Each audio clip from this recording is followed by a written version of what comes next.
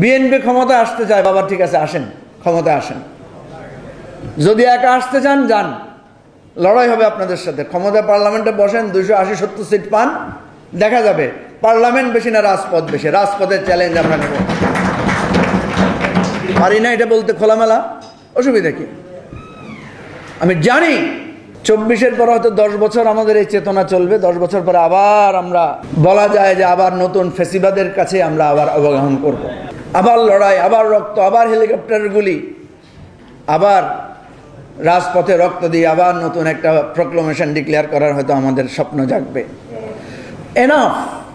বিএনপির নেতৃবৃন্দকে আমি বারবার বলেছি, 290 সিট নিয়ে যদি পার্লামেন্টে বসেন 2 বছর 3 বছরের বেশি টিকতে পারবেন না যদি শাসন ব্যবস্থার যদি পরিবর্তন না ঘটান।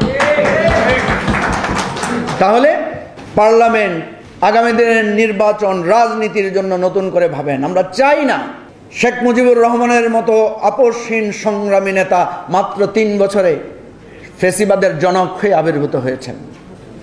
শেখ হাসিনার মতো রাজপথের সংগ্রামী, কি নেত্রী যেন শেখ হাসিনাকে বলা হতো, গণতন্ত্রের মানুষ কন্যা। উনি বাংলাদেশের ফেসিবাদের দানব কন্যা পরিণত হয়েছেন ক্ষমতায় যাওয়ার পর।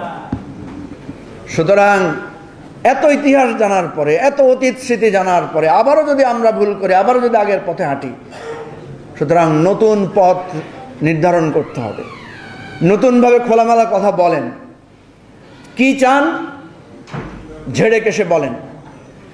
আপনারা যদি মনে করেন ভোটের বাহাদুরি দিয়ে, ক্ষমতা দিয়ে করবেন, কার কি ভোটের বাহাদুরি আছে আমরা জানি। ধরেন 5ই আগস্টকে আমাদের গণ অভ্যুত্থান দিবস ঘোষণা করলাম। 20 বছর পরে যদি দেখি যে আওয়ামী লীগে এই গণ অভ্যুত্থান দিবস উদযাপন করছে, তাহলে কেমন লাগবে? যেমন জামাত ইসলামী এখন স্বাধীনতা দিবস উদযাপন